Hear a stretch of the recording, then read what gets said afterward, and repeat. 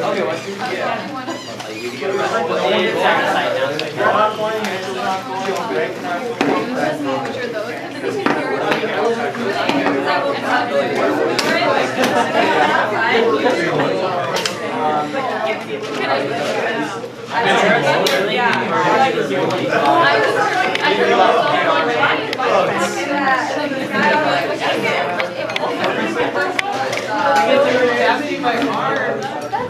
I know we can't put it back Blake and Ross all over the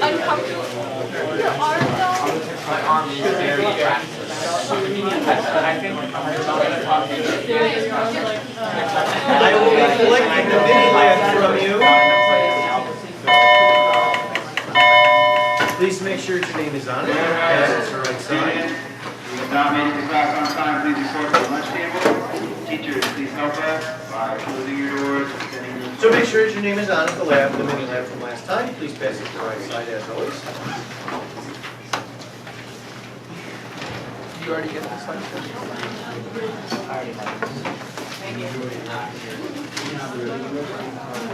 What?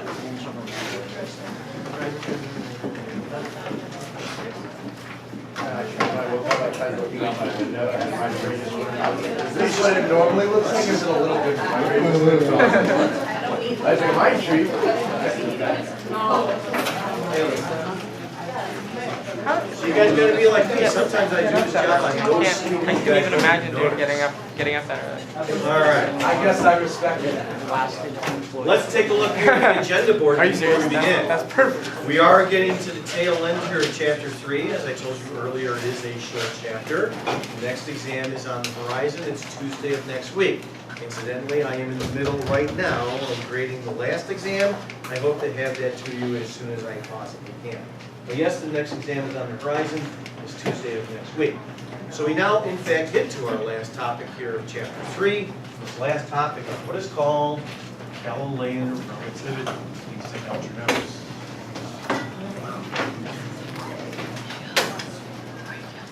Now let me preface this topic for you in the following way. Let's go back briefly to our first unit when talking about Copernicus.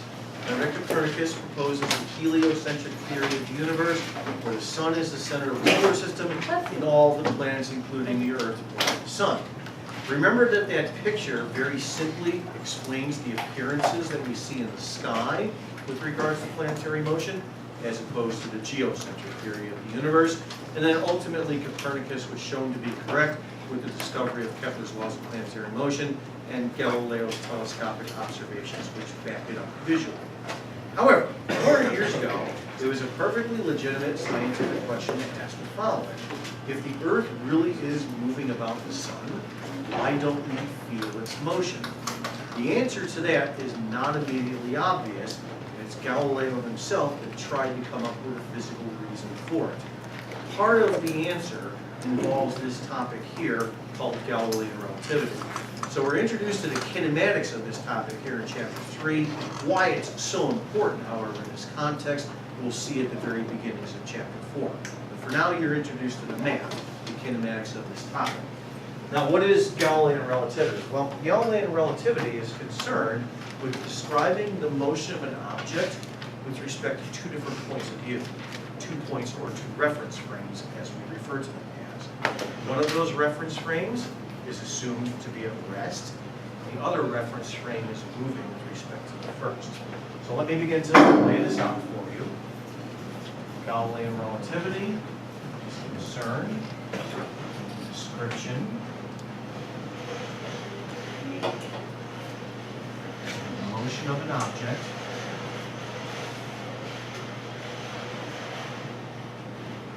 with respect to 2 different reference frames.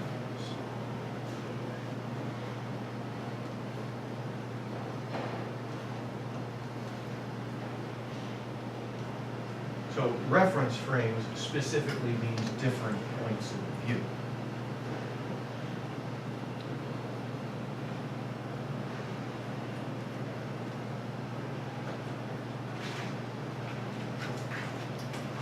Now, one of the reference frames is just merely to be taken to be stationary. It's at rest.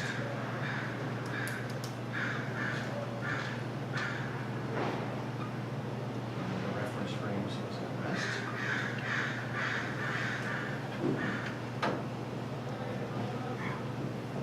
And the second reference frame is moving with respect to the first.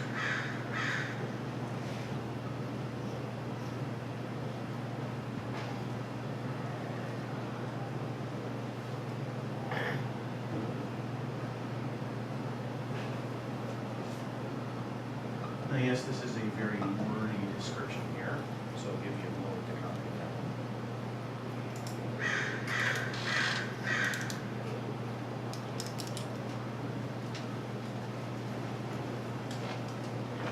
Now, as we deal with this topic, by the way, we're going to keep it as simple as we possibly can. We're only going to deal with 1 or 2-dimensional situations, not 3-dimensional, but we'll also assume constant velocities, so no accelerations. So for simplicity, we'll only examine 1 and 2-dimensional cases.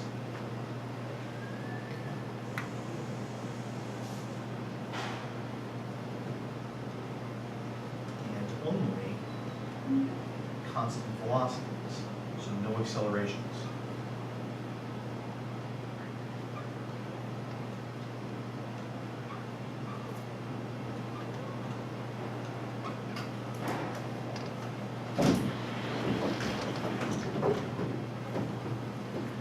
Now, as you begin to write this out, this sounds very abstract, but all that's essentially happening here is the following.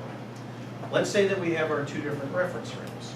Let's say that you guys are a reference frame, you're sitting in your seats, so we'll think of you guys as the stationary reference frame.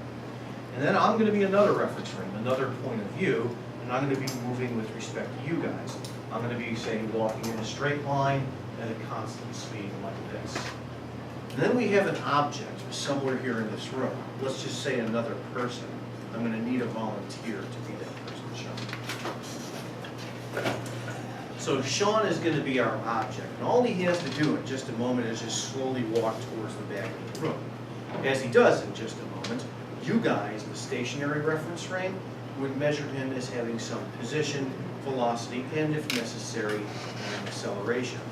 But would I measure the same thing if I'm moving with respect to you? No. So now as he walks towards the back of the room and I walk in this direction, you guys would see him with a position, a velocity, and acceleration.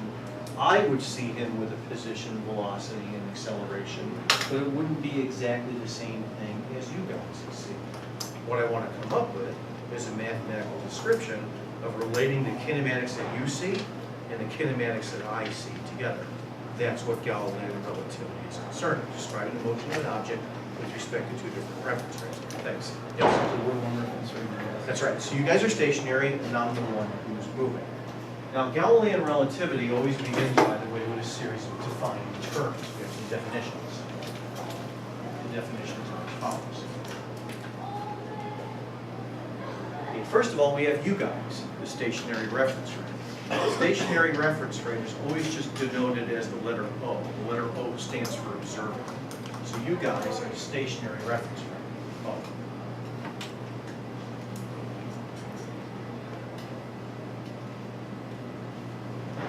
Okay, and then there's me. I'm the moving reference frame. We also use the letter O to describe this, but I'm moving with respect to you.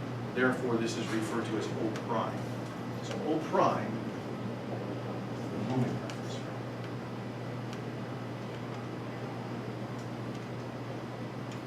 And then we have how I'm moving with respect to you guys. With respect to you guys, I'm moving at a constant speed in a straight line. I'm moving at a constant velocity. That velocity vector is always described simply as the letter U. So U, as a vector, is the velocity, excuse me, O prime, me, with respect to you guys, the stationary reference frame. Now, notice, by the way, that you've already heard me do this a number of times again, write it, that in relativity, whether it be Galilean today or at the end of the year, special or general relativity, you say the phrase, in write the phrase with respect to a lot. So instead of writing the phrase over and over and over, I just abbreviate it as WRT. Also, by the way, when you do say the phrase with respect to or the phrase relative to, they're synonyms. They mean exactly the same thing. So with respect to one reference frame or relative to one reference frame, that means the same thing. Okay, now how do we describe the motion of Sean in the room with respect to the two different points of view? Well, let's set it up in the following way. Let's say that at times t is equal to 0, the two reference frames, two coordinate systems, O and O prime, are lined up together. Now here's the easiest way to think of this. Let's say that according to you guys have an origin. The origin, we'll just say, is the door. And then at times t is equal to 0, I'm just simply at the door. So our origins coincide, we're lined up together. And then as time goes on, I'm moving at a constant speed in a straight line in this direction. So then therefore, after some time t has gone by, I've moved to here in the room, like so. So I'm somewhere in the middle of the room at some instant in time. And then we have our object. We have Sean standing somewhere in the room, like so. Notice that each of us will measure a different position. You guys would see the position of the object as this vector here. It goes from your origin to the object itself. This position vector here is just labeled simply as R. So once again, in terms of these defined terms, R, position of the object with respect to you guys, stationary reference frame O. However, I would see the position of Sean as different. I would see his position as this vector here, from my origin to the object. That position vector there is labeled simply as R prime. So once again, this is just a defined term. R prime is the position of the object with respect to the moving reference frame. That is me, O prime. And then the last vector that we need here on this diagram to come up with our first of what is called the Galilean transformation.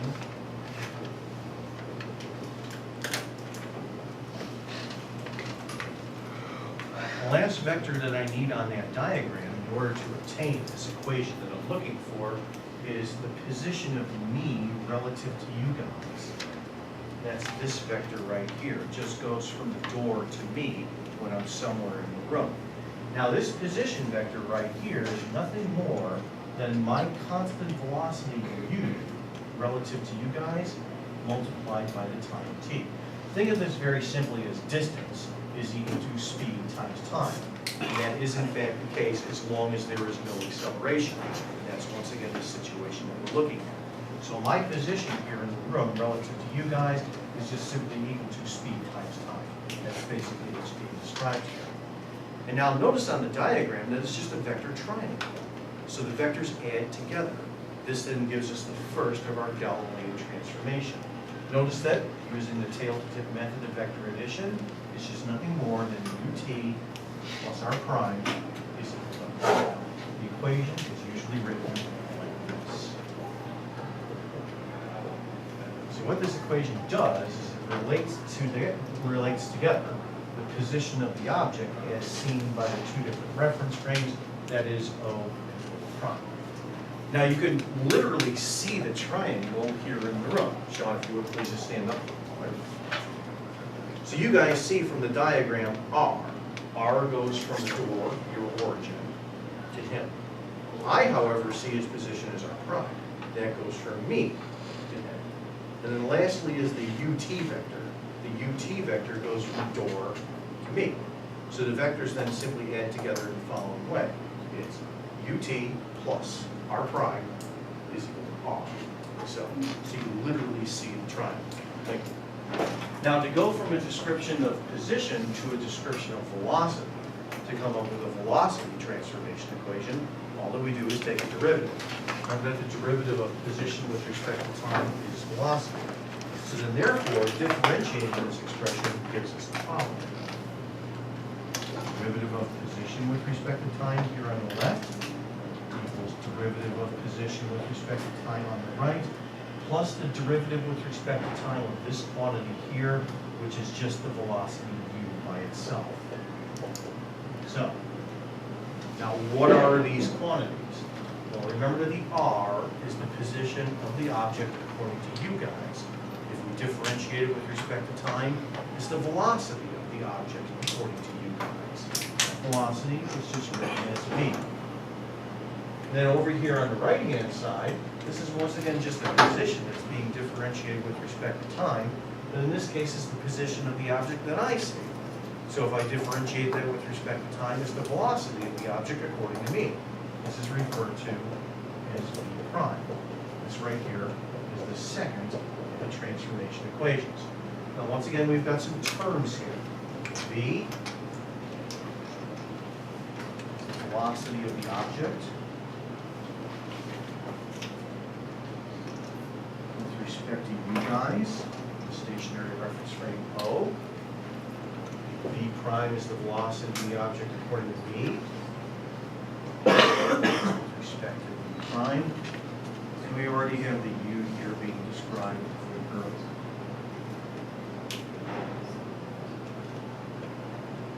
So, give you a moment to finish writing that. Now, yes, the first time that you see this laid out for you formally, it's confusing sounding, it's very abstract, but it turns out that you are already intimately familiar with how this equation works because you see it around you all the time. Think of it this way. Let's say that you're standing on the side of the road. Let's say I'm in a car and it's driving towards you at, say, 50 miles per hour.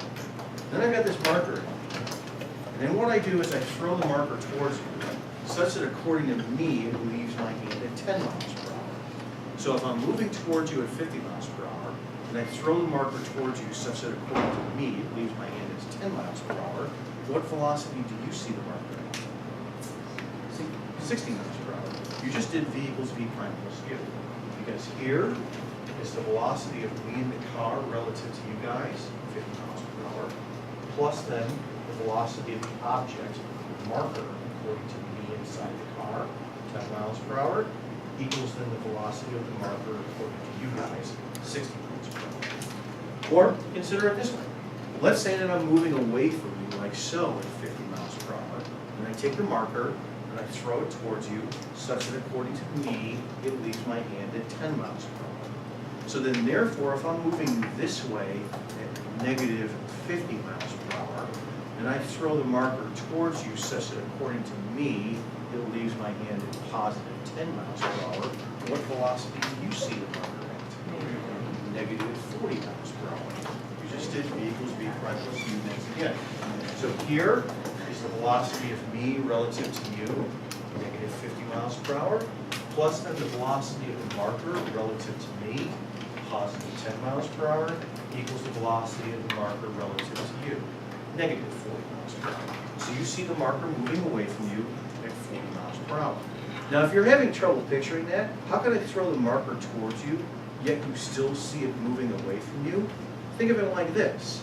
Let's say I'm facing in that direction, and in just a moment I'm going to run backwards really fast. I'm going to run backwards really fast as I do. And when I do this, I'm going to take the marker and I'm going to throw it in front of me. If I throw it in front of me, however, with a small speed compared to the speed that I have in this direction as I run, I will see the marker fall in front of me. But how will you guys see the marker? You guys see it fall in this direction. If you're having trouble picturing that, it's just nothing more than following. So as I ran backwards in that direction, I threw the marker in front of me. However, which way did you guys see the marker fall? You saw it fall in this direction. Here's another conceptual example that you're all familiar with in the use of this expression. Let's say that you're traveling down the freeway at 60 miles per hour with respect to the ground. You're going in that direction, say. And then you look at the oncoming traffic. The oncoming traffic relative to the ground is also traveling at 60 miles per hour, but in the opposite direction. So then therefore, according to you inside the car, what velocity do you see the oncoming traffic as? 120 miles per hour towards you. You You just did v equals v prime plus u once again. Let's take this conceptual example involving these cars, and let's turn that into our first numerical example, the proper use of this expression. That's the problem.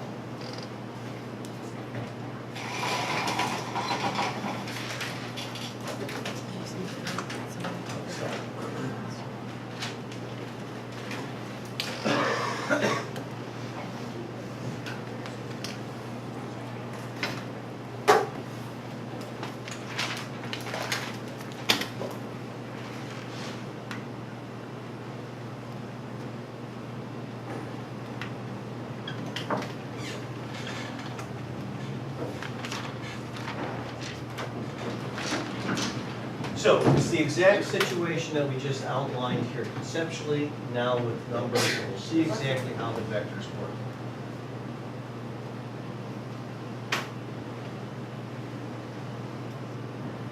You know, as you complete copying the problem down here, what I'll do is draw out a simple diagram. Based upon my diagram, I'm going to rephrase the question slightly.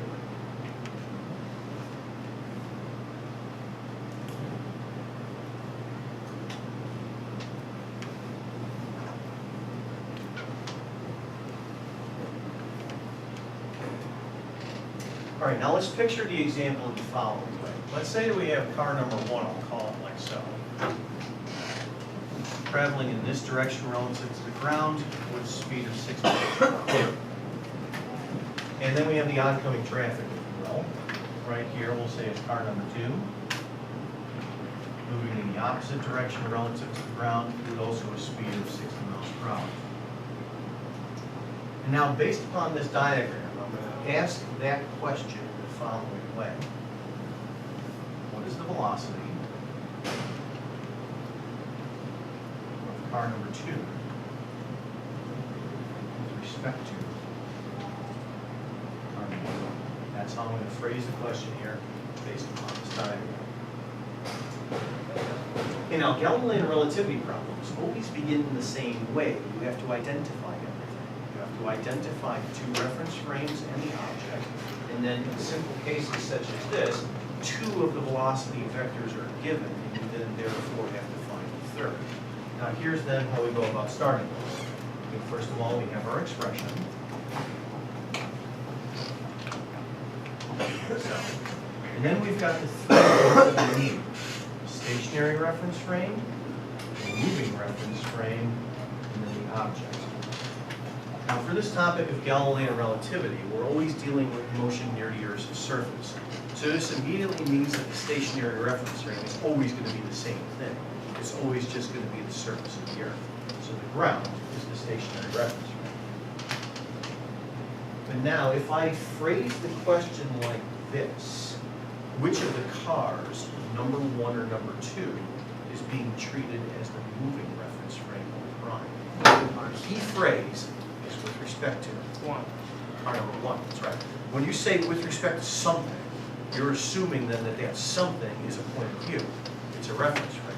So if I'm talking about the motion of car number 2 with respect to car number 1, car number 1 is a point of view. That's the moving reference frame. And then therefore the object is car number 2. So that's how I identify what's what based upon how I've set the problem. Okay, now, looking at the problem itself, it says well, 2 cars are traveling in the opposite direction with respect to each other relative to the ground at 60 miles per hour. So if we take a look at car number 1 here first, which is moving to the right-hand side at 60 miles per hour, so I'll give it a plus sign here for emphasis, this is one of the velocity vectors. It's either v, v prime, or u. The question is which one is it? I'll give you a hint. It's the velocity of car number 1 with respect to the ground. So based upon my defined velocity vectors here on the right-hand board, I'm going to raise the position vectors here on the board. Based upon how I define the terms here on the right-hand board, which of the 3 velocity vectors is this? It's the velocity of car number 1 U. with respect to the ground. That's right, it's u. U is always described as the velocity of the moving reference frame relative to the stationary reference frame. So this right here is u. This is just a one-dimensional case, so So we can just use plus and minus signs. And then right over here is the velocity of the car with respect to the ground in the negative direction. This is either v or v prime. The question is which one is it? I'll give you a hint. It's the velocity of car number 2 relative to the ground. So it's v. It's describing the velocity of the object with respect to the stationary reference frame. Notice there's no prime symbol here. So then therefore it's the velocity vector v. So now we just add everything up here one dimensionally. Mathematically, this is easy to do. We just have here, first of all, v, which is negative 60, equals then the unknown v prime plus the velocity vector u, which was positive 60. Then now you just subtract 60 from both sides, and you get that v prime is negative 120 miles per hour. So the relative speed, as we say, is 120 miles per hour. The negative sign simply means this. If you were sitting in car number 1, you would see car number 2 coming at you in a negative direction with a speed of 120 miles per hour. And that's exactly what everybody said at the beginning of this problem when I just phrased it to you conceptually. Now, how do the vectors actually add up, however, using the tail-to-tip method of vector addition? Just simply in the following way. So first of all, we've got v prime here. That's this big vector that points to the left, like so. And now I'm going to add to that using the tail-to-tip method u, which is this vector that's half of its size pointing to the right. It's right here. And then therefore the resultant from the equation, the velocity vector v, is right here. So notice that using tail-to-tip, it's just v prime plus u is equal to v, like so. Now that's just a one-dimensional case, which everybody here at the beginning of the problem was able to intuitively and very quickly solve. But what about two-dimensional cases? With regards to two-dimensional cases, the velocity vectors from the transformation equation form a vector triangle. So what we're going to do is treat that triangle in two different parts. We'll take a look at situations first involving just a right triangle. Once we've got that down, then we'll look at the more difficult case of what happens if you don't get a right triangle with the three vectors. As we approach these problems, they will also be intuitive. You are familiar already with how this has to work. Let's take a look at a two-dimensional example involving a right triangle in the following. For now, just copy down part of it. Let's see what happens as a boat, for example, moves along in a current of water in a river, for example.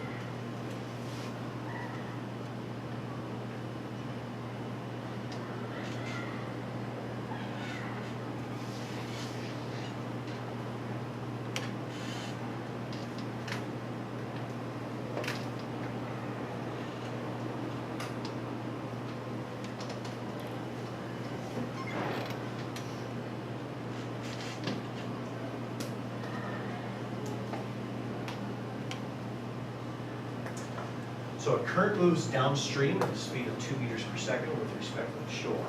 A boat is capable of moving with respect to the water at a speed of 3 meters per second. As we'll see, what's given there are the magnitudes of two of the velocity vectors. And now part A. As I begin to set this up, you will intuitively very quickly understand how this has to work. The boat is pointed directly across the stream. At what speed and in what direction does the boat move with respect to the shore? As I said, just got it on part A for now. We'll get to part B in a few minutes.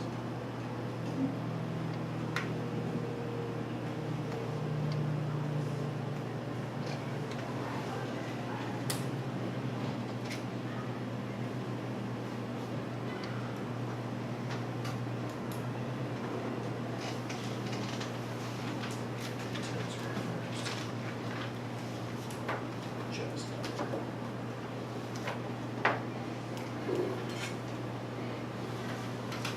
All right, once again, Galilean relativity problems always begin the same way. We have to identify everything first. Now, motion near your surface, once again, that means immediately that the stationary reference frame is the ground. Now, in this particular case, that's just the shore. So the stationary reference frame is the shore.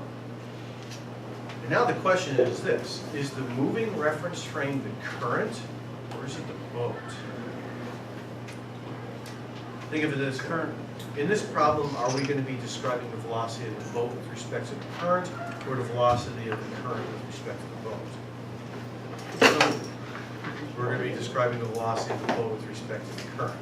So the current, then, therefore, is the moving reference frame, and the boat is the object. If we wanted to, I suppose we could describe the velocity of the current with respect to the boat, but frankly, we don't care. It's the boat itself that's important. So this then means that O prime is the current, and the object is the boat. Okay, now that we're given here those quantities, we have here, first of all, the velocity of the current with respect to the shore and a magnitude of 2 meters per second. Now that's the magnitude of which of the three vectors? Once again, I'll give you a hint. It's describing the velocity of the current with respect to the shore. U. That's right, it's U, which always describes the velocity of O prime with respect to O. So this right here is the magnitude of U. Okay, now it says in the second sentence of the problem that a boat is capable of moving with respect to the water at a speed of 3 meters per second. That specifically is describing the speed of the boat with respect to the water. It's essentially how the boat pushes off against the water. How that works we'll get to eventually in chapter 4. But for now, that's the magnitude of V prime. The speed of the boat with respect to the water, V prime, is given in magnitude as 3 meters per second. Okay, now here in part A of the problem, as I indicated earlier, you're all familiar with how this has to work. For example, let's say that you take the boat and you point it like this, perpendicular to the current. However, because the current is flowing downstream, how is the boat going to move on my diagram here with respect to the shore? It's going to move off at an angle like so. You just did V prime plus U is equal to V. We're right here, V prime is the velocity of the boat with respect to the water. We then add to that the velocity of the water with respect to the shore. That then gives us the velocity of the boat with respect to the shore. So velocity of the boat with respect to the water plus velocity of the water with respect to the shore equals then therefore the velocity of the boat with respect to the shore. Now we end up here very simply with a right triangle. So because we have a right triangle, how am I then going to find the speed here of the boat with respect to the shore? Am I just going to add 2 plus 3 to get that speed? No, of course not. Instead, what am I going to have to use? The Pythagorean theorem. So it's U squared plus V prime squared is equal to V squared.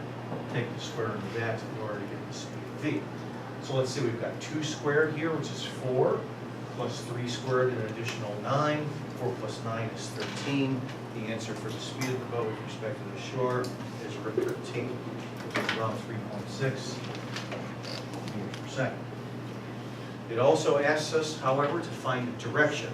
When it comes to finding a direction, all that I'll do here on my diagram is define an angle here called theta and then solve for it. That's good enough to answer the question.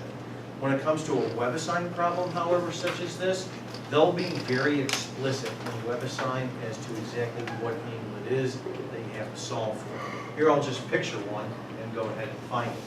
Now I can find theta here very easily in terms of what's given by just using a little bit of tangent. Notice the tangent of theta is equal to U over V prime.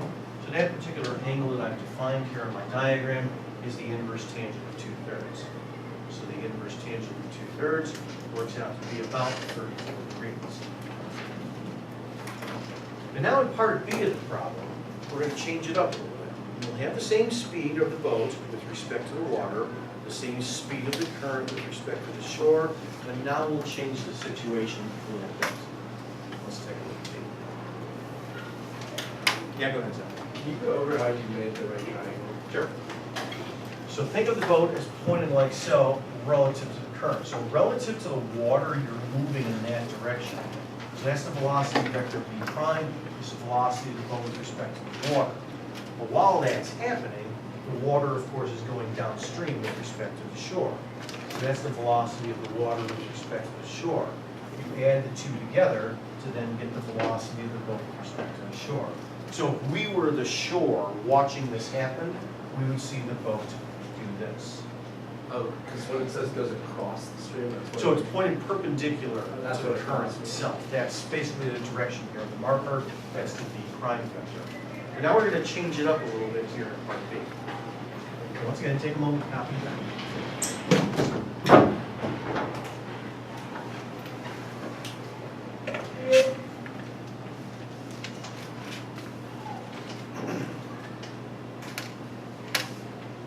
So now in part B of the problem, it's still the same current, like so. A magnitude U of 2 meters per second. And now here's what we want to have happen. What we want is we want to have the boat actually move perpendicular to the shore, like so.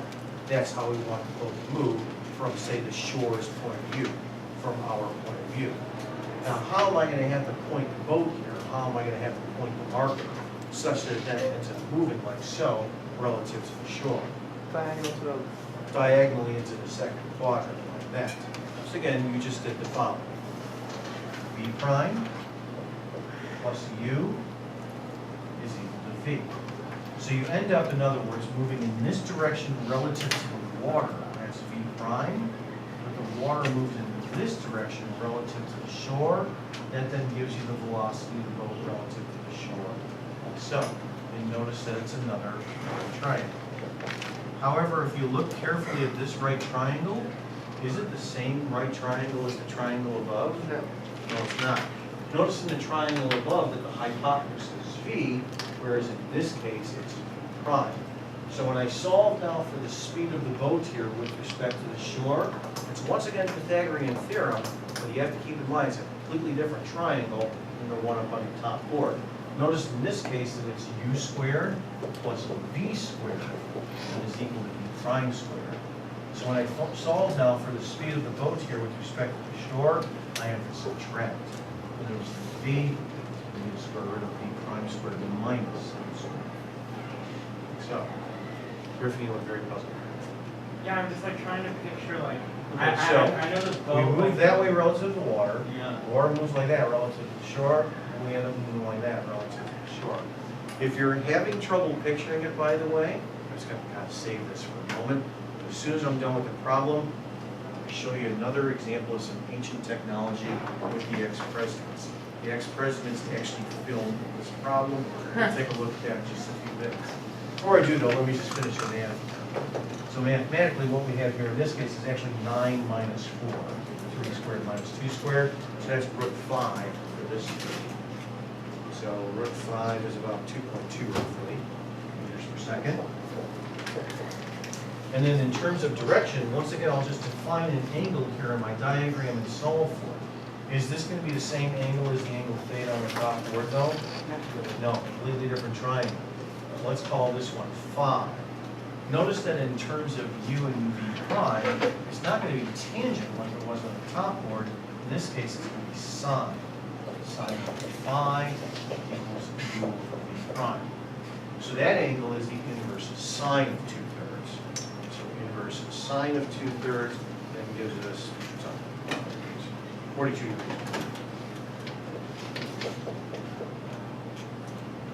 So, once again, you are already intuitively familiar with how these transformations equations work because you see it around you all the time, whether or not you're consciously aware of it. Think of it, for example, on your way home today as you're in a car. Look at the oncoming traffic, look at the traffic around you, see if you can start to picture the relative velocity. You know, as I was answering Griffin's question a few minutes ago, yes, I indicated that this problem has been filmed. Let me show that to you. Instead of putting it on my screen, however, which is a real pain in the butt in this case, I'm just going to cast it up here on the top. Let me really quickly prep that. So.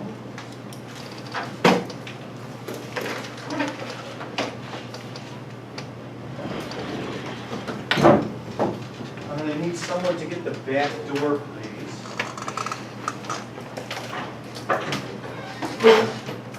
So if someone can briefly there, get the back door.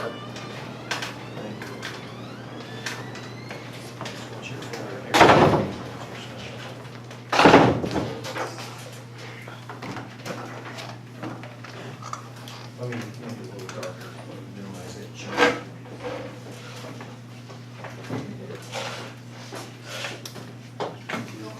So the ex-presidents went through the trouble of actually filming this problem. This is what politicians do, I guess, when they retire. All right, so velocity of a boat. Okay, what they do in this case is they take a camera, they put it on some sort of scaffolding, and they put that on a bridge and then point the camera straight downwards in the stream below. You'll see this here in just a moment, like that. Okay, now you got these guys here off to the lower left-hand side of the boat. And then right now what they're going to do is drop some pieces of paper here into the water so we get an idea as to what the current looks like. Now as seen from above, notice to the lower right and left-hand side you have some stationary buoys there.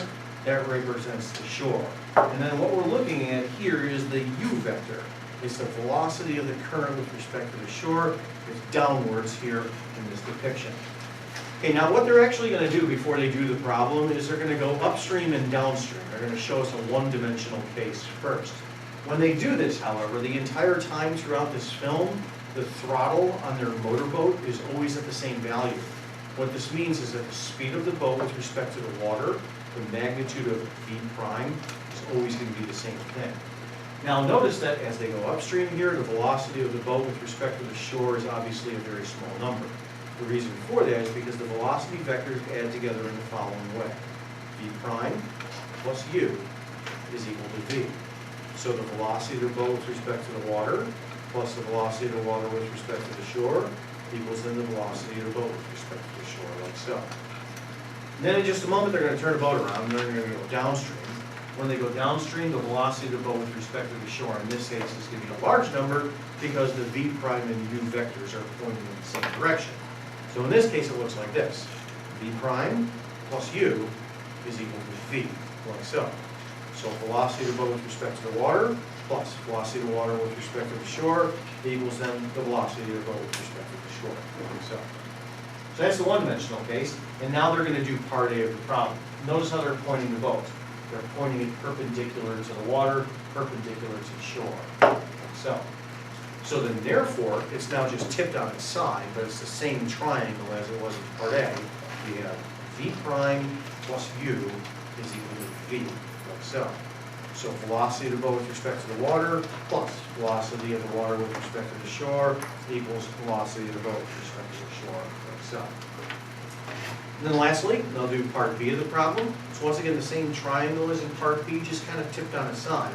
Griffin, this is the one that you were having trouble picturing. So notice how it looks from the side first. Notice that they have their boat pointed slightly upstream, but then relative to the stationary buoys, notice that they're moving in a perpendicular direction. So now as seen from above, like so, we now have V prime plus U is equal to V. So velocity of the boat with respect to the water plus velocity of the water with respect to the shore equals velocity of the boat with respect to the shore. So it's the same triangle as we saw in part B of the problem, just rotated on its side, as opposed to being up and down on the diagram. When you like this finish, it's like watching a 3-hour tour, right? You guys know that reference, huh? Maybe not. A little bit before your time. All right. Oh, like Gilman Rock? All right, let's take a short break before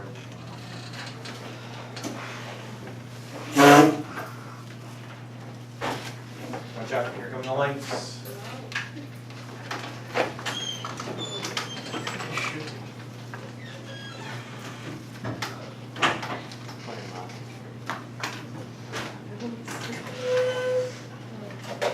See you then.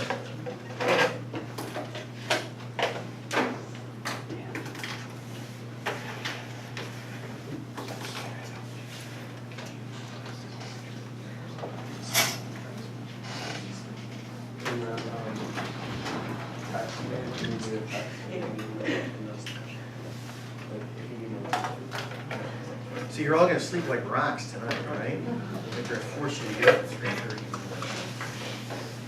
Come on, you got to do this on no sleep. That's what I do. Everyone don't even notice. Everyone. You guys never notice when we're doing this on 9 hours. How much sleep do you usually get? I usually get around 7 hours a night, but every now and then I go out. That's pretty good. I got a bad habit. I go to a lot of concerts. How much sleep do you get on those? Huh? How much sleep do you get on those? Now, if I roll in at 2, 3 in the morning, only a couple of hours. Do you still wake up at 5? Yeah. Why not sleep a little? Yeah. That's for sissies.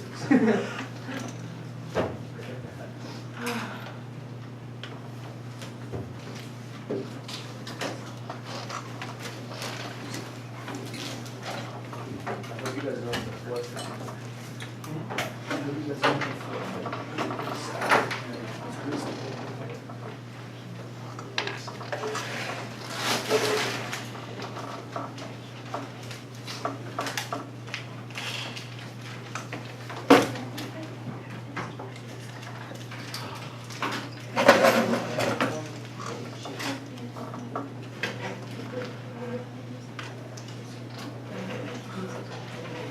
So that, you know, it's like the entire thing, camera never really knows. So it won't be the I obvious. did, by the way, get some nice pictures. If you want to see at the end of the period, they might come up with one. I posted one of them, I think, this morning. Oh, I don't remember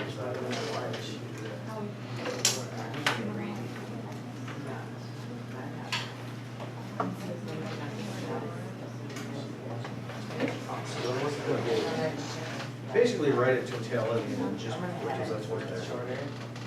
Yeah, so I got up at 3:30, and started observing. And it was good or not good? It was good. Started scrolling.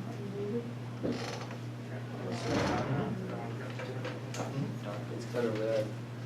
Okay, these guys right here. Look here for me. See, look right there. That's Uranus. Really? It looks so funny.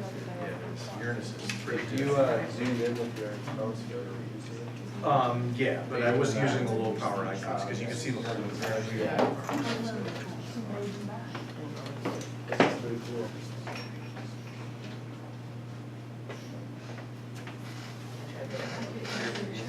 So is this approaching much? So that's approaching the end. In fact, that is the end. Oh, so this is, so this is. So that's roughly around 4:30 in the morning, man, right? So right about. And then you Yeah, and then I stopped around. I think this is a cool way Watching it like from beginning to the middle is a little bit better than watching it from the middle to the end. It's just how it felt during the middle. Oh, really? When you watch it progress into it, then you really get that sense of exactly what's happening. If you catch the second hand, then it's a little bit, you have a little bit more trouble understanding exactly what's happening. Exactly.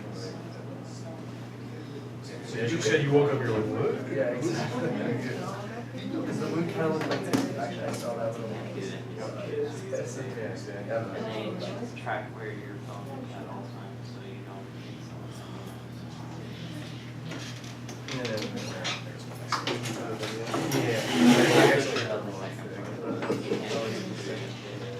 I think that's really cool. Because it has a little shadow. The problem is it's overexposed portion. Yeah, then you can look at it. You could, well, I guess you go overexpose it. Yeah. Oh, yeah, totally, but if you look online, you'll see all sorts of things. From just today. Yeah. So what about they're using? Yeah, really high end stuff. I mean, I was just literally using my phone for, Do you think can you put a camera through the telescope? Would that look better than you? Just trying to speak There's some really high end. Oh, you never Oh, so there's specific. Actually, I know how to say you shouldn't sit by. When you see these beautiful photographs from various cultures, these are, it's difficult to really get this kind This is a camera. How much does it cost? It depends. I mean, you can still take good shots with a relatively low value camera and a low value telescope. But to really get behind this stuff, you're using this stuff. Even You if you're could really sink good. it, yeah, you could sink a ton of money into it as a hobby. Really? So astronomy is a hobby, there's a lot of money. So do some guys do it as their main job or do you use it as a Satire. This one goes bad. It's just another form of professional. So is there like talking guys that you know that use this? I mean, I didn't mind it. When you read the popular astronomy. I like the energy too, but Brianna, It's the same. So if I said their names. I don't know. the one that speaks Spanish. It's definitely. The reason why I asked you is so difficult is because usually. What day is no one's in Bertha. It's definitely not Yeah. the So you have to line it up and you have to. So you have your exposure. FBI. You know, they have To to like collect do enough over the light. DOJ. It's the one in Margaret. Yeah, me too. I live like a block. For example, so Yeah, no, she's you really get the nice. idea of the She's system. not, she's not in anymore. Now she's like cool, but she's like super intense. It's not Lauren? So imagine doing It's not that. Lauren. He's running some other blonde chick. Yeah, imagine doing that. And then imagine doing that. She was interning. And take a 20-minute Last frame, you Sunday. stack them all together using Photoshop. It's not that It's bad. not that bad. Just like 3 hours. But now, admittedly, though, it's a lot easier to do it now with digital cameras than it was years ago. And there was no Photoshop. Yeah. No, but I don't know. All right, It's not that bad. let's go ahead and move on. It's pretty okay. I see they're all sleeping. All right, everybody, wake up. All right, so I'm going to finish one more simple two-dimensional example here involving a right triangle. This is also something that everybody here is familiar with regards to rain. Okay, now in this problem, we'll make some simple assumptions here. We'll assume there's no wind. So then therefore, if you're just standing on the stationary surface of the earth, you see the rain falling vertically. This is being described here in the problem. Now when the rain falls, it's not going to be in free fall. It's not going to accelerate. There's air resistance of some sort, so it falls at a constant speed. So we'll picture the problem first involving a stationary observer. Person sees the rain just falling vertically at a constant speed. And then our second observer is going to be in a car. And that person will drive into the rain. We want to describe the velocity of the rain as seen by the observer. Now you're all familiar with this situation. Presumably you've driven into rain before. So it's going to be pretty simple and straightforward to picture what the problem itself looks like.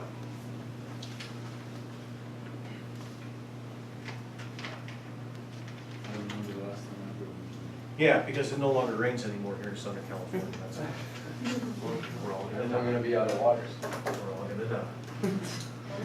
Yeah. But that's okay. Continue.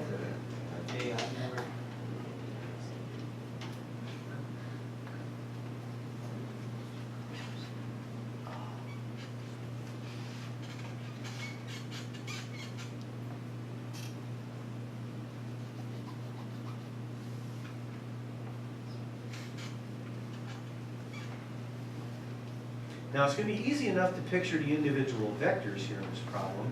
What's a little bit trickier in this example as opposed to the boat problem a few minutes ago is actually drawing the vector triangle itself. It will once again be a right triangle, however, so once we do have the triangle, then the math from that point is pretty straightforward. Okay, here's our setup. So once again, we have our transformation equation involving the velocities like so. And then, as we've done thus far in previous examples, we have to identify everything. Okay, once again, we're always talking about motion near the Earth's surface here in this topic, so then therefore the ground is the stationary reference frame. And then what is the moving reference frame, O prime? Is it the car or the rain? It's the car, because we're going to be describing the velocity of the rain with respect to the observer in the car. So the car is the moving reference frame, and then therefore the object is the rain. Once again, sometimes it's a little bit tricky about figuring out which one is the object and which one is the O prime, but just think of the phrase with respect to. Are we describing the velocity of the rain with respect to the car, or the velocity of the car with respect to the rain? We're describing the velocity of the rain with respect to the car, so the car is the moving reference frame. Okay, now the first sentence of the problem. The first sentence of the problem is describing the velocity of the rain with respect to the surface of the Earth. So that's V. So V just simply points straight down like so. Its magnitude is 8 meters per second. Okay, then we have how the car is moving relative to the ground. How O prime moves relative to O, that's the velocity vector U. So we have U, we'll say, as a big vector like so to the right-hand side. as 30 meters per second.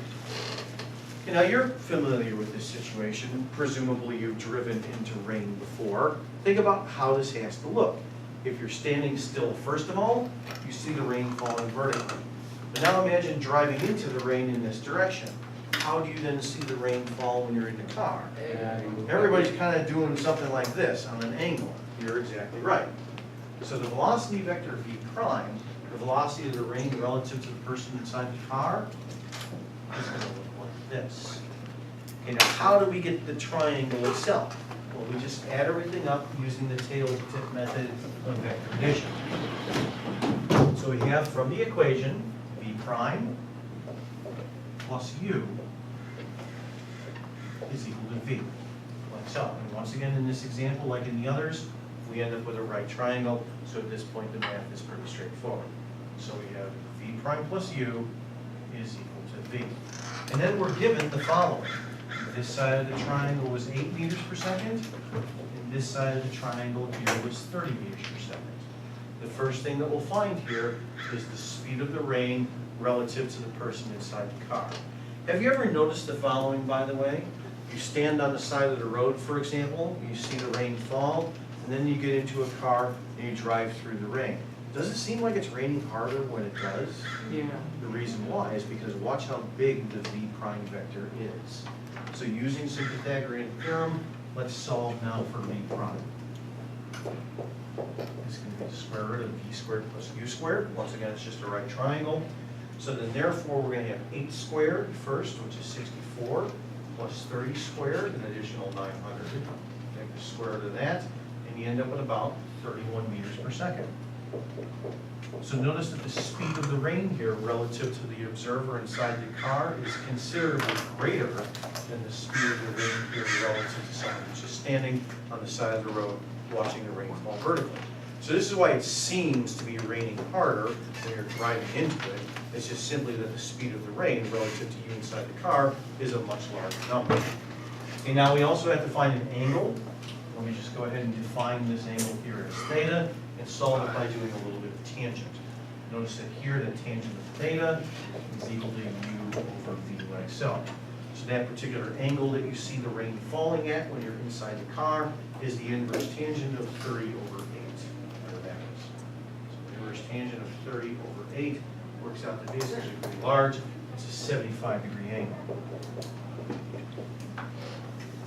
So now the next time that it rains, presuming, by the way, that it ever does here in Southern California once again, this problem is actually really easy to see. The way that you can see it is just stand still and note the rain falling vertically. Let's just assume for simplicity that there's no wind. And then what you do is you look at the rain as it falls vertically, and then you walk quickly like so while you're looking at the rain. When you do, you will definitely see it falling on an angle like so. If it just so happens that we're in class at some time here in period 6 and it's raining sometime in the future, whatever it is that we're doing that day, we'll actually pause for a moment, go outside, and see this problem by just running along the balcony. You'll actually be able to see the v prime vector very easily. Now in this example, like the ones that I've done already thus far, with these two-dimensional cases, we've ended up with right triangles. They're very easy to solve for them mathematically. Well, what happens if you don't have a right triangle? If you don't have a right triangle, what you then have to do is take the individual vectors, break them into components, and then add them together. We'll do that in the following way. Sean, you gotta stay with me. You gotta stay with me, Sean. Come on, 2 hours sleep, let's do it. Let's go, Sean. Physics on no sleep. Get wired up on gourmet coffee and craft beer like me.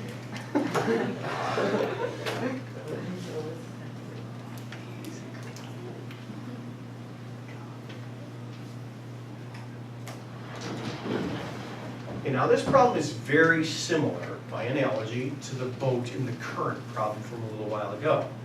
Think of the wind as analogous to a current, and a plane is being blown around by the wind. That's going to be our object. That's going to be the boat. However, when we look at the triangle that is formed by the 3 vectors in this problem, unlike the last couple of examples, it definitely will not be a right triangle.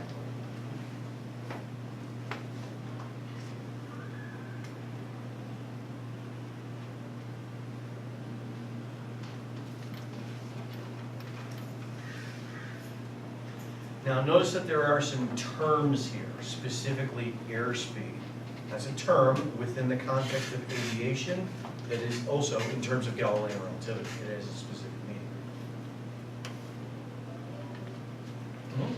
In the problem with the boat, Hmm? or canoe or whatever it was, Whatever. could you call, because I know that they like calculate their speed in knots, so Mhm. is meters per Do you know what the second? meaning of a knot No, is? so, yeah, A knot is a nautical mile per hour. Okay, a nautical mile is defined a little bit differently than a statute mile, a normal 5,280 feet. A nautical mile is defined in terms of an arcsecond along the Earth's equator. So it is defined in terms of an angle, to keep it simple. so, but could you, so you can't relate that to meters per second? Okay, there's a conversion factor, Okay. but we're not gonna.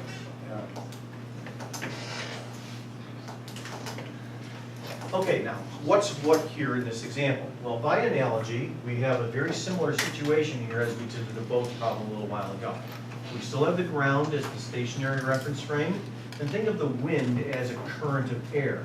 It's analogous to it, and then therefore the object itself is the plane.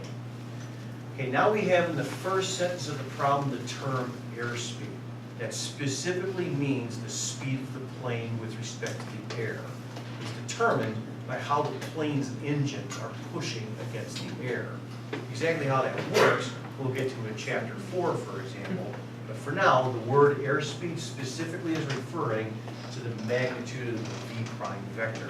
It's describing the speed of the plane with respect to the air, with respect to the wind. Okay, and then we have the direction that the plane's nose is pointed, also sometimes referred to as its heading. On a Cartesian coordinate system, the northerly direction is the positive y direction, like so. So imagine that the plane's nose is pointed like this, but there's a wind blowing. So then therefore, does the plane actually move in the northerly direction with respect to the ground? No, it doesn't. It's blown off course in some manner. So basically, to summarize, what we're given in the first sentence of the problem is the velocity of the plane with respect to the air. We're given the v prime vector. Now, in terms of defined directions, on a Cartesian coordinate system, the positive x direction by definition is east. The positive y direction is not up, it's still horizontal. It's just to the northerly direction. So then therefore, the first sentence of the problem gives us the v prime vector in full, in component form. It's 300 j hat kilometers per hour. Okay, the positive j hat direction by definition is north. Okay, now we take a look at the second sentence. We have a 50 kilometer per hour wind that's blowing 10 degrees south of west. Now that's describing the velocity of the wind with respect to the ground. It's describing for us the velocity vector u. Now on this little diagram here for north, south, east, west, into which quadrant is 10 degrees south of west? Third. It's the third quadrant. Because right here is the westerly direction like so, and then the wind is blowing 10 degrees south of it like that. So right here is a 10-degree angle. This then means that the u vector, the wind vector if you will, looks like this. Okay, now there's two things that we know about this vector. We know its magnitude, 50 kilometers per hour, and we also know its direction. But when I describe the direction of this vector, I'm going to do so as an angle with respect to the positive x-axis. You'll see why in just a moment. Now, with respect to the positive x-axis, what is this angle here that I just drew in blank? 190. It's 190 degrees. Now, the reason why I'm bothering to define the angle this way is because when I write down the components here, in the x direction and the y direction, for this u vector, by taking cosine and sine of that angle, all of the negative signs will work themselves out. Get into the habit of defining the angle with respect to the positive x-axis. Because if you do it that way, and then just take cosine and sine of that, all the negative signs will work themselves out. If you're comfortable tacking in negative signs associated with these components, that's perfectly fine to do so. But if you define the angle in this manner, watch what happens. So first of all now, in component form, here's how I begin to describe u. Right here is the adjacent side of the triangle. It's just hypotenuse multiplied by cosine. So. But notice that I didn't arbitrarily tack in a negative sign there. When I do take cosine of 190 in just a few moments, that will give me my negative sign. Okay, similarly for the j hat component. Right here is the opposite side of the triangle. It's just hypotenuse multiplied by sine. Once again, I don't make any assumptions here about positive signs or negative signs. That will now work itself out here when I do the trig on my calculator. So now the trig on my calculator gives me the following. I have first of all 50 times the cosine of 190, which in fact is a negative number. It's negative 49.2. So, and then for the second term, 50 times the sine of 190, that's also a negative number, minus 8.7, about j hat kilometers per hour. So by defining the angle with respect to the positive x-axis, as I did here, and then taking cosine and sine of it appropriately, boom, the negative signs work themselves out. If you wanted to just use the 10-degree angle here, it's perfectly fine, but you would have to put in the negative sign here and the negative sign here. It's easy to make a mistake, however, if you do it that way. If you do it this way, then any confusion is immediately done away with. Okay, now, it then says towards the bottom of the problem, what is the plane's ground speed and direction of travel? That's the unknown velocity vector v. It's describing the velocity of the plane relative to the ground. Now, how do I begin to picture this? Well, I begin to picture it with what I've drawn thus far, using the tail-to-tip method of vector addition. So think of it this way. If you point the plane like this, as we're doing on the top diagram, but the wind is blowing like that, as is indicated on the top diagram, into which quadrant probably does the plane move relative to the ground? Into the second quadrant. Probably does something like this. So then therefore the triangle probably looks like this. V prime plus u is equal to v. So, and notice that it's definitely not a right triangle. Now right here is my unknown. How do I describe my unknown? Let's just look at this guy all by itself. Right here. There's two things about this vector that I don't know. I don't know its magnitude, the ground speed v, nor do I know its direction. We'll think of its direction here in terms of an angle theta. Now, even though I don't know what v or theta is equal to, after all, that's what's being asked for in the problem. Even though I don't know what those quantities are, I can still use those quantities to describe these components right here of this velocity vector v. Now, this adjacent component right here, the I hat component, this is just hypotenuse multiplied by cosine. So, notice, however, that when I wrote this down, I made no assumptions about positive signs or negative signs. That will work itself out in the solution in just a few minutes. And then right here is the opposite side of the triangle. The j hat component is just hypotenuse multiplied by the sine of the angle, like so. Once again, I don't make any assumptions here about positive signs or negative signs. That will work itself out in the solution itself. So now that I have the vectors described, the known vectors and the unknown, now all I do is add them up using the equation. You could do this all at once if you wish. The easiest way to do this is actually component by component. So here's then what I'm going to do.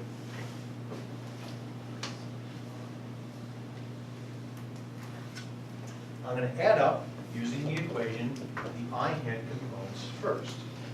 So I first of all have the I hat component of v. That's our unknown, phi cosine theta.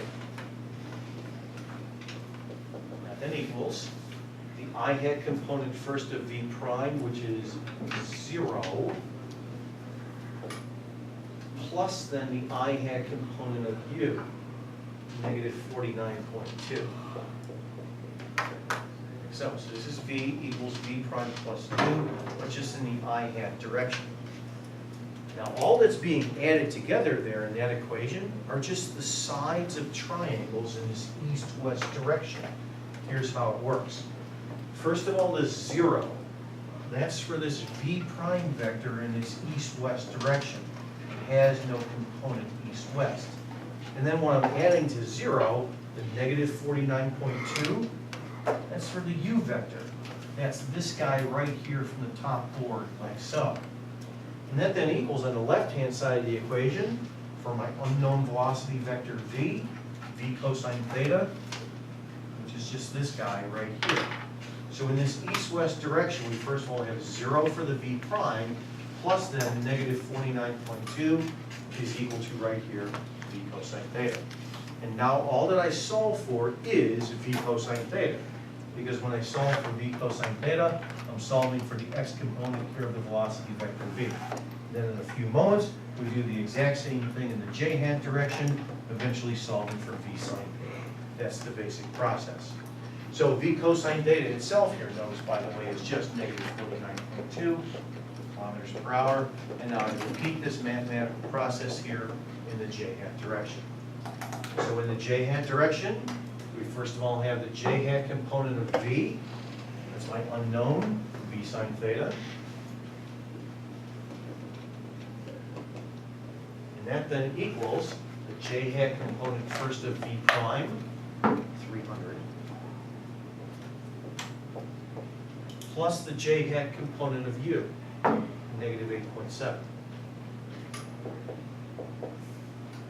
So, once again, the only thing that's being added there are sides of triangles, but now specifically in the north-south direction, like so. So on the right-hand side of the equation first, the 300, that's this guy right here for v prime. And then I'm adding to it the negative 8.7. The negative 8.7 for the u vector is this guy right there. And that then equals on the left-hand side of the expression the v sine theta. That's for the unknown velocity vector v. That's this guy right here. So all that I have is 300 plus negative 8.7 is equal to v sine theta, like so. And now I just solve for v sine theta. That then gives me the j hat component here of the unknown velocity vector v. So 300 minus 8.7, whatever that is, it's 291.3 kilometers per hour. And therefore, what I have now found is the velocity of the plane with respect to the ground. In component form, velocity vector v is negative 49.2 I hat. That's this component right here. And then plus 291.3 j hat kilometers per hour. That's this component right here. So, notice that it is a second quadrant vector. Negative x component, positive y component, as I intuitively guessed. But that's how you solve for it explicitly. Notice what I didn't use here. I didn't use law of sines. I didn't use law of cosines. That's actually the wrong way to go about solving a problem. The reason why is because when you use law of sines and or law of cosines, when you first draw out the triangle, especially if you're not sure exactly what it looks like, it's very easy to get confused as to whether or not it's an acute or an obtuse triangle. And then therefore, do you use a negative angle or a positive angle? Remember that ambiguity that you may face in using those laws every now and then? In my opinion, the mathematics of this is taught backwards to students. In my opinion, the way that you should learn it is like this, in vector form. And then after that, understand where the law of sines and cosines comes from. It actually comes from vector expressions. Unfortunately, however, you're taught it backwards. You're taught law of sines and cosines first, and then finally now you see it in vector form. That's, however, the wrong way to go. If you do everything in vector form with a little bit of practice, this is actually the easiest way for solving for vector quantities. Okay, now in aviation, typically, we don't leave the velocity of the plane with respect to the ground in component form. We usually do at this point a little bit of trig to find the ground speed of the plane and then its actual direction of travel. So let's find its ground speed by just doing some Pythagorean theorem here. When I do, by the way, let's see what I expect to get. Well, airspeed like so is 300 kilometers per hour, remember? We got kind of a slight headwind, so I'm expecting the ground speed to be a little bit less than 300. Let's see if it is. So I take 49.2, square that, plus 291.3, square that, square root of that junk, and I end up with a ground speed that is in fact a little bit less than the airspeed. It's about 295 kilometers per hour. And then we also have to find the direction. I'll find the direction here by just doing a little bit of inverse tangent. Notice on my diagram that the tangent of theta is equal to the opposite side, 291.3,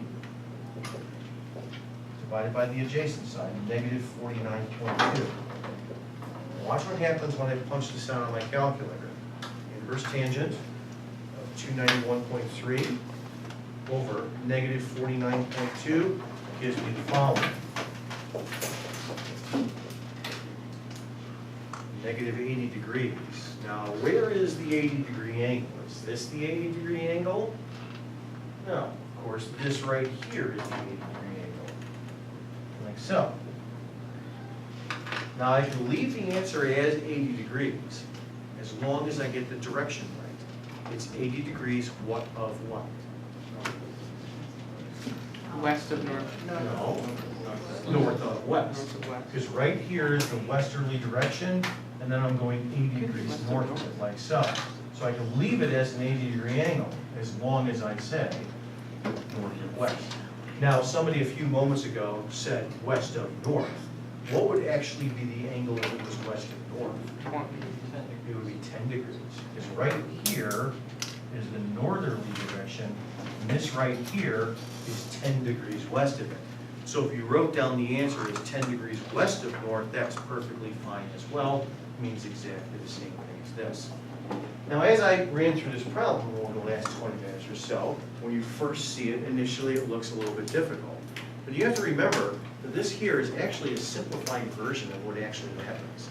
Because what actually happens is that in addition to the two dimensions here horizontally, north, south, east, west, you also have the vertical dimension as well. What happens if the plane is going up? What happens if the plane is going down? So in reality, it's actually a three-dimensional problem. And in addition to that, we're also assuming here throughout that there are only constant velocities, no accelerations. So what happens, for example, is the plane speeds up, slows down, changes direction. What happens if the wind does the same thing? The wind is continuously shifting, changes magnitude, changes direction. All of this has to be accounted for in real time in navigation in order to successfully go from one airport to the other. And it has to be corrected for. Are the pilots aware of this? Absolutely. I wouldn't get on the plane otherwise. It does, however, take a little bit of practice. Yes? So because, or did they have to know basic physics? Absolutely. I wouldn't get on the plane otherwise. If the pilots weren't essentially engineers, in other words, applied physicists, I would not get on that plane. So if you're eventually going to get a pilot's license, if you're eventually going to end up in aviation in some manner, you might as well major in engineering, because that's basically what it is. It's applied physics. Okay. Now, yeah. So what would be the test to get your pilot's license? What would be the test? To get a pilot's license with a relatively small engine plane, it basically involves lessons. Over the course of those lessons, not only do you learn exactly how to manipulate the controls of the plane, you're also taught the basic physics of flying, the kinematics and mechanics that goes along with it. If, however, you're going to end up in civil aviation or in the military, then you're basically going to be majoring in engineering. If you're talking about becoming the pilot of a commercial jet or becoming a fighter pilot, all those people went to college and all those people were engineering majors in some manner. That's basically what you got to do. What type of engineering would it be? Would it be Civil. not mechanical or aerospace? I mean, if you're talking about transportation and infrastructure, it's generally civil engineering, and what we're looking at here is essentially a branch of it. When you're talking about mechanical engineering is mostly concerned with the engineering of structures themselves. But with respect to transportation, that's pretty much what civil engineering is all about. This is also something that I'll mention a little bit later on in the class as well. Okay, now as I was about to say, it does take a little bit of practice. So therefore, I'm going to have you guys do the following. So what I want you to do is take a moment, copy down the problem, and then double up or triple up and see if you can solve the problem yourself. It's the same situation as the problem that I just did here in class involving a plane and wind and so on and so forth. So the basic idea is the same, but in this case, not only do I give you different numbers, but I give you a different unknown vector. You're still given 2 of the vectors and you have to find the third, but in this case it's a different unknown than the problem that we just solved.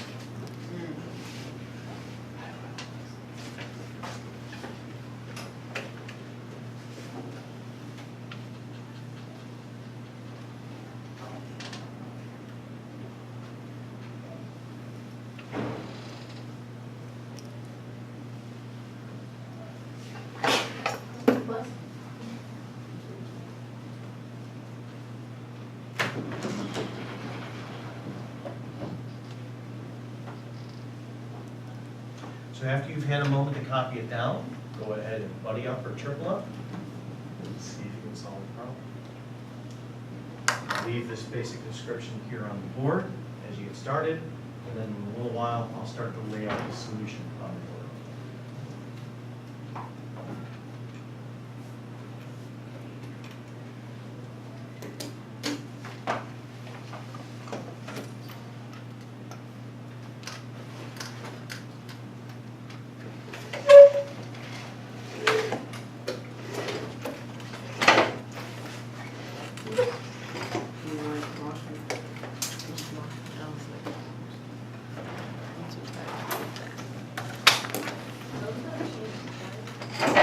This is going to be exactly the same. I mean, these problems are all just kind of repeats of each other. It's just going to scramble up the variables. Alright. So on your way home today, by the way, after the bell rings, and you're on your way home in a car, think about the relative velocities of the vehicles around you. Think about the v prime values. What if it crashes? That's what we're thinking. Right, what if you fall asleep at the wheel? Alright. We're supposed to get up early. Just kidding, I'm gonna do it with you. Huh? Not really. Alright, so it's Totally heading wired. to. So why don't we find out what, oh yeah, it's the same thing, huh? Yeah. Come on. So, I got 25 years on you. This is nothing. so it's up. O prime. Yeah, I had to skip my work. Because I was photographing and observing until about 5:15. Yeah, I woke up at like 2:45 and I woke up at 3:30, got up immediately, made my coffee, got ready to go. Observed until about 5:15.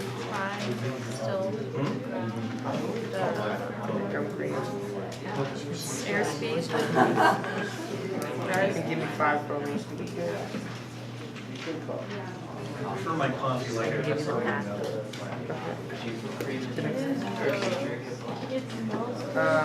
You don't drink it black. Go to the liquor store.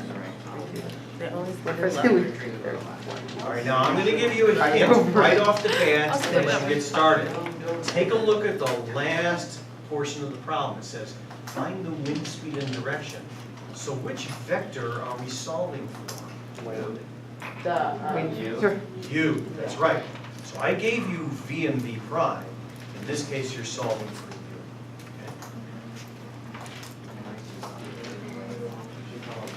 Alright, so V prime.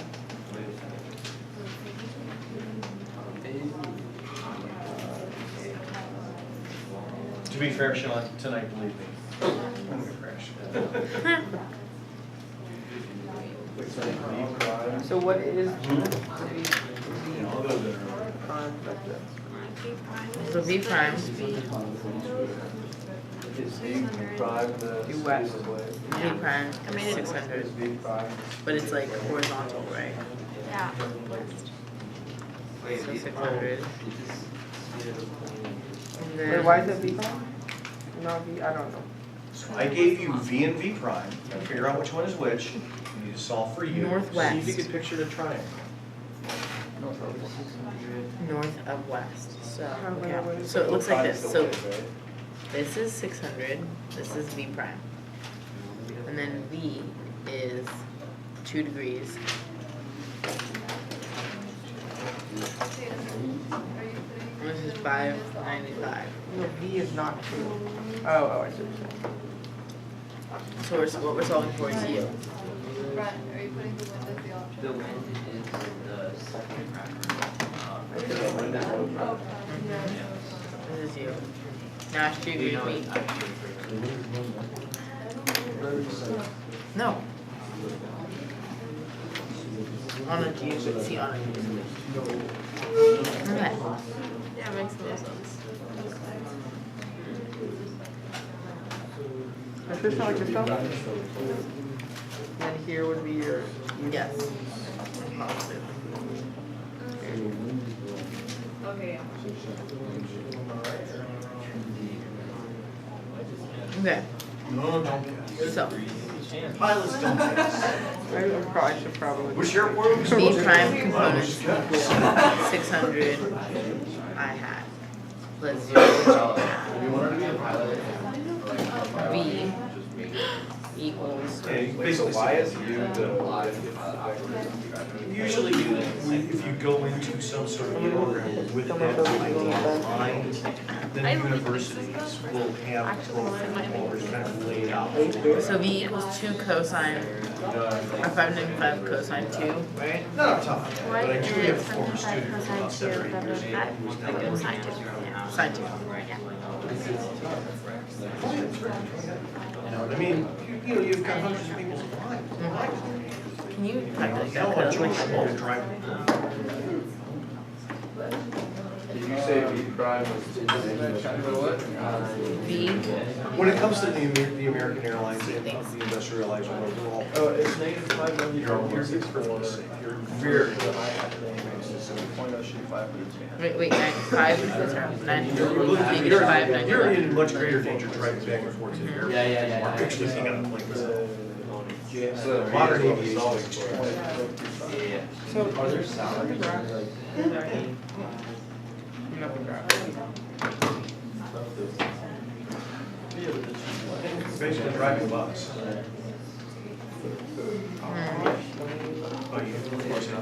Wait, why'd you draw it like that?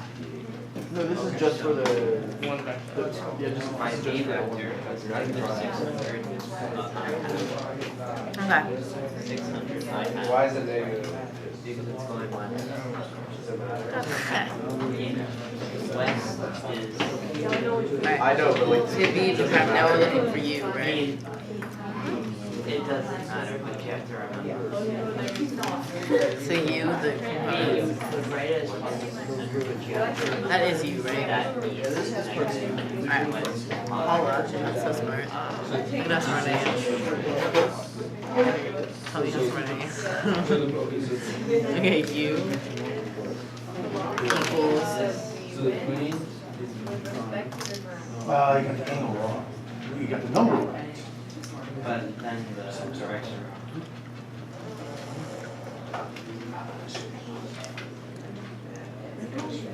No. What? Because if it's horizontal, then is that an I or You did your addition. Ooh, so you just Wait, subtract we got from each other? I need to fix this number right now. U is equal to V minus V prime. Notice that I have one of the vectors there now on the board. This is the velocity of the plane relative to the wind. It says that the airspeed is 600 kilometers per hour. And the plane's heading, that's the direction its nose is pointed, is due west. That's the negative I hat direction. So that's the velocity of the plane with respect to the air. So what's the weight? Wait, we're having an I hat and 600. One's a J hat, one's an I. Oh, right. No, we're No, that's right. I'm right. Why would you have them do They're both I hat. that? Oh, because it's west. Yeah, I would do Mostly just click. No, I believe it all. Here's my It does eventually No, catch up. but that's wrong with that. Because if it's V minus, yeah, but it wasn't negative 600. Oh, it is negative 600. I'm so sorry. Without the one, so that. And then plus 0.035, right? You just do, now there's two. So what is it? What's the answer? 5.36 I hat? Yeah, so it's. Oh, look at that. So small. Within this large piece, 500. Yeah. Like 400. So you really U is equal to what? This one time, you know the little like bubble things? I felt like 15 of those little bubble things. You know, like the little yellow wrappers with those blue ends. Plane moves Yeah. 2 degrees. No, wait. There's I had a grape eating competition at the other day. I fit 26 grapes in my mouth. I don't even know how I did it. so because I'm The grapes were like this big. No, they were like green grapes. Did you win? I might have accidentally fucked up a little bit. Oh my god. What did you mess up on? So you can get the triangle in your head by adding the Damn it, Nash! Hey, you guys get your direction yet? No, go away. No, stop. Give me your Nash paper. messed up, so it's 20 points. Give me But this paper. messes up too much. We're 20 comparing, point what? comparing answers. So literally just have to change it like. 20.77. Right. Okay. Chicks Thank you. take the stash. I use that stash. Not? Oh, mustache. You used to have, you can't tell. I shave, that's why. I know, but you look very clean shaven. Yeah, Like, because I even shave, people- I shave this morning. That would explain it. Feels like even people that are like clean shaven. I shave every morning. Wow. I don't have time for that. I wouldn't expect I wouldn't expect you to shave yourself. I just do it. I feel like it's an evolutionary flaw. What? Lazy. How come 600 is negative while? Because it says the heading is due west, Oh. which by Nash still definition has stuff is on there the anyway. negative I direction. Oh, so wait, Nash, what did you do? Cosine of 2 and cosine of 178. I get the wind speed, so I'm There are the two known vectors on the board. Once again, the velocity of the plane with respect to the air, which is v prime. And we're also given in the second sentence of the problem, the velocity of the plane with respect to the ground. That's the v vector. Those have broken the v vector into component form. And how do you visualize the wind? That's the unknown in this problem.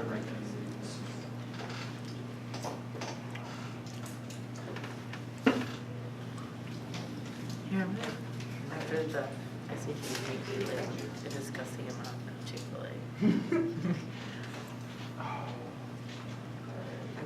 You just go and keep jumping with sauce. Yeah. You just got a giant amount of sauce, and you just watch TV. It's just a ton of sauce. Notice how I get my triangle now? And then Starting to picture the unknown vector u. I'll define it more fully in just a few moments. I'm assuming that the u is into the first quadrant. I don't know that for certain, however. We'll have to solve for that in just a few moments. I had Why can you say your U is pointing like that? Okay, so it's going to be v prime plus u is equal to v.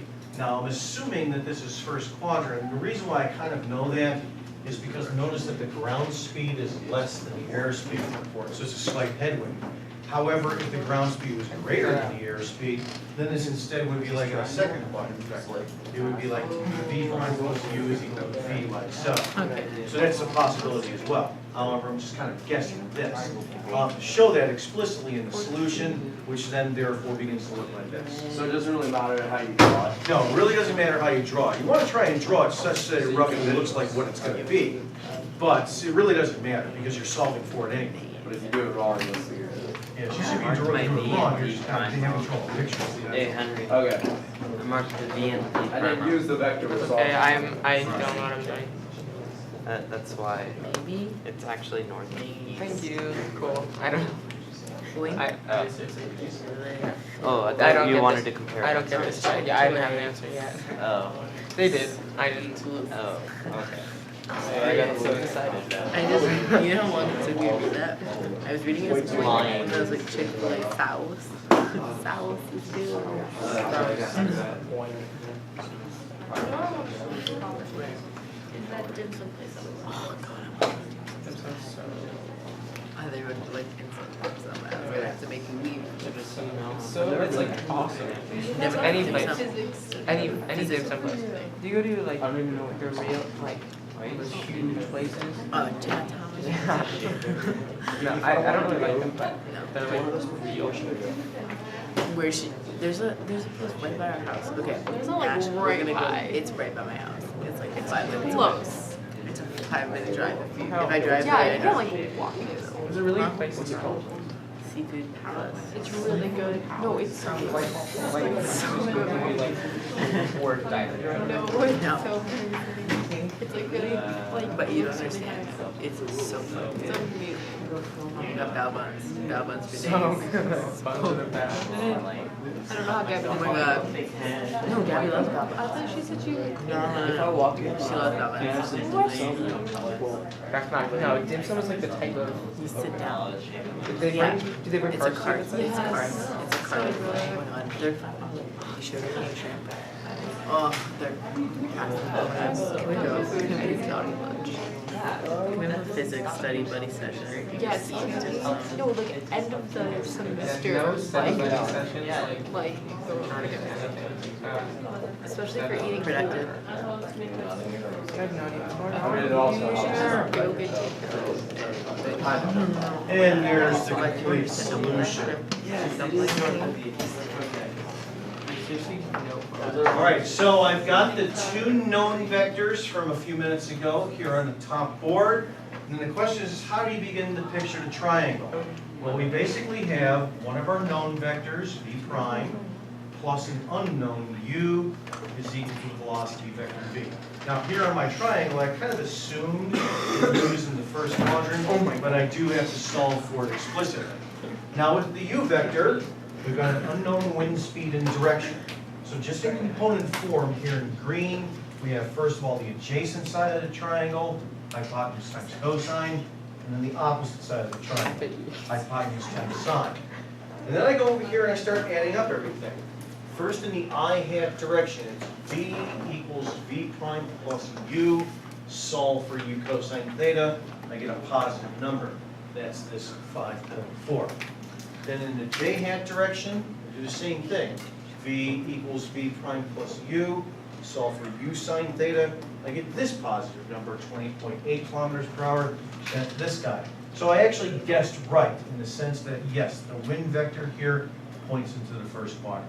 Then after that, some Pythagorean theorem, an inverse tangent to get the direction, and then the problem is solved. Once again, when you face a problem like this, it's very easy to say to yourself, oh my God, I gotta use law of sines or law of cosines. Try not to do that. This is actually a lot easier to do once you understand the right process. It's actually very simple. But it does take some practice. Okay, now let's wrap up the end of the day in the following way. Once again, don't forget about the web assignment that is due on Friday. But next week's web assign is where Galilean relativity is covered. So then therefore, over the weekend, as you're starting to prep for the exam, I highly encourage you to work immediately on next week's web assign, because that's where Galilean relativity is covered in terms of your homework problems. We'll review, however, on Friday of this week. I actually have one more Galilean relativity problem to do, kind of as part of the review, and then we'll do our normal review as we always do. Sorry. So yeah, we'll do our normal review as we always do. Okay? All right, very good. That's for today. Going in more, just finished. I'm so scared. We were talking about